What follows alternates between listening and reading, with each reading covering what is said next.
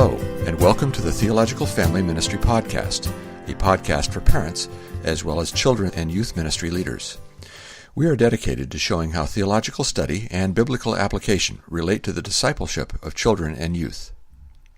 As always, we're hosted by Pastor Ben Palaz, the pastor of family and children's discipleship at Curtis Baptist Church in Augusta, Georgia, and Tony Trusoni, the family and student pastor at Faith Family Church in Finksburg, Maryland. Well, Tony, it is good to be back with you. How are you, my friend? I'm doing great. Been busy, but as I always it was always true. But the Ravens have been turning around, and that's made me happy. Without Joe Flacco, which is not a surprise that the absence of Joe Flacco hasn't exactly hurt the Ravens. Yeah, they beat my Falcons this past Sunday, which, I mean, that's, again, no surprise there that they lost. But and I've also been dominating our fantasy football league, and looks like you may make the playoffs, but are kind of on a tight fight there for the playoffs. Yeah, I think I've picked up 2 in a row. Still just hung on to Le'Veon Bell for a long time. I'm hoping he's going to come back, and I just think that one's closed. So I just had to get rid of him and pick up somebody that could actually put some points on the board. Yeah, you were hurt pretty bad by that. So, but yeah, I'm pretty impressed with my season. On both of my leagues, I'm number one, and the league that we're in together, in both games that I lost twice, and I was within 5 points of winning. So nice. Well, did you have a good Thanksgiving? I sure did. That it was fun. Went down to North Carolina to see my in-laws, and I enjoy my in-laws, unlike some people. So it was a good time. It was refreshing and relaxing, I'd say. How about you, Ben? Yeah, we did. Had a long trip, but we got to see my in-laws as well, and I enjoy mine as well, and some extended family. So we had a good time together, and we had a little snow, so that was fun for my kids because we had snow in Kentucky. But we don't have snow here, or not very often, so they enjoyed throwing snowballs at me and making a snowman and all that kind of stuff. And we got to see the Amish, so that's kind of a novelty. Okay. So it's just, like I was like a little kid the first time. I was like, whoa, those people that I've heard about, they're real. Just wasn't expecting them to come clopping down the street in their buggy and, just with a blanket on and like, 25 degrees. There aren't many of them out in Georgia, are there? I've never spotted one. We have some Mennonites, but not quite the step of the Amish. Considering in Wisconsin, where I'm from, just below Wisconsin, my parents have a cottage in Wisconsin still, and in Wisconsin, like 3/4 of the population is German. I feel like, and with that known, of course, there's going to be a great deal of Amish people there. Yes, cheese, beer, all that kind of stuff. So, on Thanksgiving Day, we found some sales that were going on. We got in our new house this carpet that apparently our vacuum would not work, and so Tiffany, my wife, had found something, and she found a deal on this vacuum that was supposed to work on a carpet like that. And so on Thanksgiving Day, we didn't go to a store, but we did purchase something there online because now sales are starting to extend into day instead of just starting on Black Friday. Did you participate anyway, Black Friday or Cyber Monday or any of that? I did, yeah. And it's funny you mentioned, going into Thursday. So it seems like every single place starts Thursday at latest now for Black Friday, which, it's like we're living in a parallel world where definitions of days doesn't matter. But even Walmart was known kind of get ahead of everybody, and they started their deals at 8 p.m. on Wednesday. So wow. Well, like you said, definitions don't matter, whether it's gender, age even now. Did you hear about that guy in Europe that wanted to... Yes. Yeah, so, makes sense. Yeah, he wanted to be just define younger. How you want. So he could date younger people on a dating website, right? Points for creativity. Yeah, I'll give it to him. So, there's all that. Yeah. So you got all this stuff going on with Black Friday and Cyber Monday. Well, now there's even this thing, Giving Tuesday. What are your thoughts about that? Yeah, I think it's good. I mean, I think it's clearly only a little while until eventually Giving Tuesday starts on Friday or something like that, to follow the principle. And I think it's a good idea. Giving Tuesday seems like a good response to the consumerism that's seen in Black Friday and Thanksgiving, and a holiday that's supposed to be about giving thanks, and it's more about getting stuff now. But, that being said, honestly, it's all pretty new. And maybe I'm too late for the bandwagon. I'm seeing more of a movement towards it right now. It's interesting timing for that to come about when Black Friday actually seems to be dying down, they say. Black Friday seems to be dying down from a going into brick and mortar store. But in terms of sales, it just continues to climb.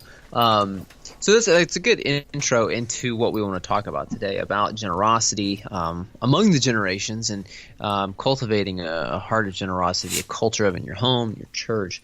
But talking about all the commercialism that goes on through Thanksgiving, before Thanksgiving. Over 100 million people went to stores over the 4-day Black Friday weekend. Really? Mm-hmm. So now that number is dropping, but yeah, that's still a lot of people. I mean, we're talking close to like a third of the U.S. population. Wow. Now, on Thanksgiving Day, $3.7 billion of commerce happened. On Friday, $6.2 billion was spent. Cyber Monday, $7.9 billion. What? And that's serious money. Now, Amazon said that they sold more items on Cyber Monday than any other day since they've been open for business. Wow, that's crazy. So, I mean, while people aren't going to the stores much, they're just pulling up. They're sitting on their couch, eating turkey sandwiches and buying stuff. And so, yeah, I mean, it's the trend towards consuming more, buying more. Now, some of those people, they are buying gifts for other people, so that's not totally to be, rebuked. But I know, I mean, I've looked for deals for myself, or just things that were needed. They weren't necessarily gifts during those times. But so we both participated in that. Hey, I bought a video game for myself. So. Well, see, hey, you were just helping the U.S. economy along. So, Tony, are you naturally generous? See, I think I'm pretty naturally selfish in my old sinful nature. To be honest with you, I think that on my own, and prior to Christ especially, I was not a generous person at all. Okay. Yeah, I found that I was not. I'm still not the most generous person you're going to meet, but the Lord has made me much more generous with time. And I remember as a kid, like I didn't put my money in the bank. I put them in these Classico spaghetti sauce jars in my room because I just wanted to see the money. I didn't really want to spend that much of it. I just wanted to see the money. And I mean, I had like $100 bills in there. I was just like, And so my parents used it like an ATM. Now they would pay me back, but it was like they needed some cash quick, and so it was right there. But the Lord has changed the time. Now, kids and the youth that you've worked with, do you find them to be naturally generous, or does it depend? Yeah. By the way, I do have to ask you, what interest rate did you charge your parents on that spaghetti sauce loans? Just a mild 25%. That's reasonable, I think, so. That's right.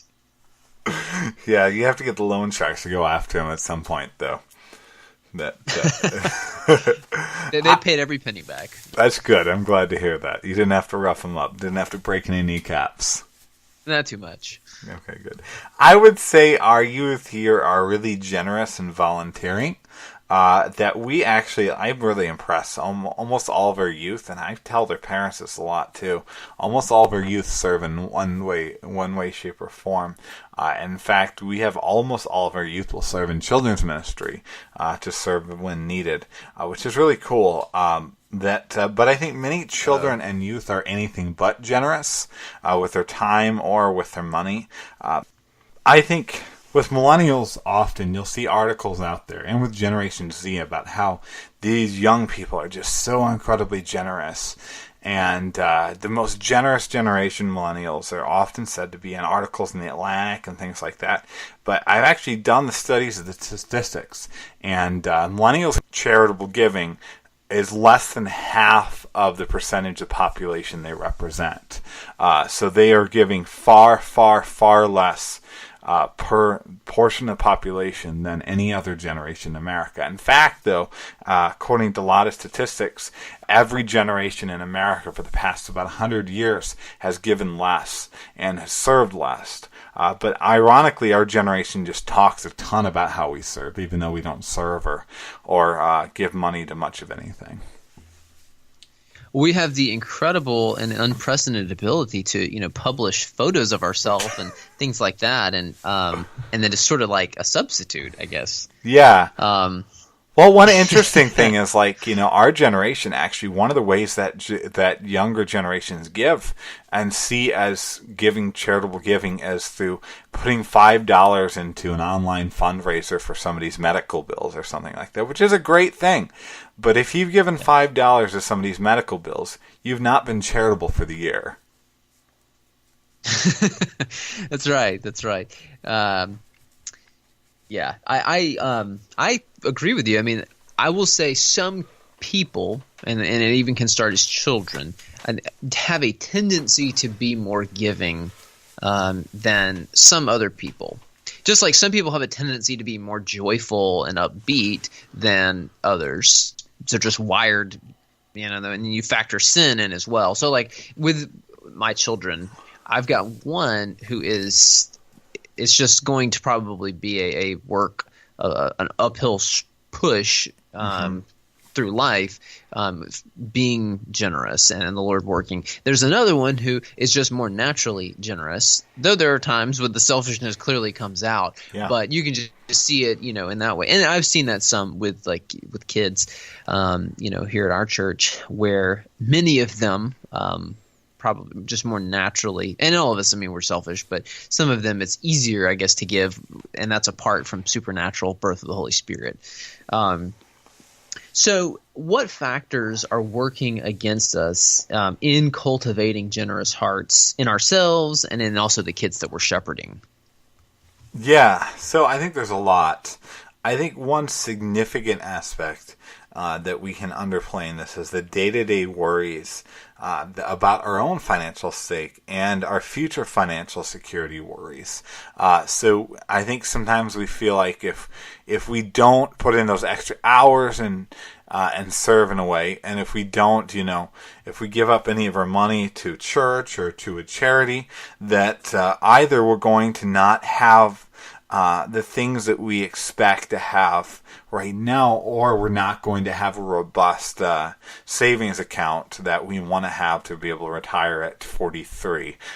Or to retire in the way that we dreamed it to. And honestly, I think that can be encouraged by some Christian financial experts that really, really heavily push the importance of savings in a way that honestly can idolize financial security over charitable giving sometimes. Not to say that savings is not a very, very wise and good idea. But also I think selfishness, I think, can play into the lack of generosity, clearly. We don't want, you mentioned, one of your kids not being as naturally towards it. One of my kids is not naturally towards it at all either. And that I want it mine. I want mine now. And that's in our sinful nature. But I also think another aspect of it is just it can be ignorance and pride. Even Christians can sometimes have the mentality that those that don't have what I have, they just don't have the right work ethic. That they don't, those that need me to help out, it's because that they have not made wise choices and things like that, and kind of a pride of lacking awareness of the structures around us sometimes, or even just the blessings of God that have allowed us to have what we have, rather than through our own picking ourselves up by our own bootstraps. Yeah, those are good things. There's some internal stuff, and then also stuff around us. I think just culturally, we're selfish, and we have lots of advertising, and advertising works. I mean, it does. And we have lots and lots of media consumption, whether that's television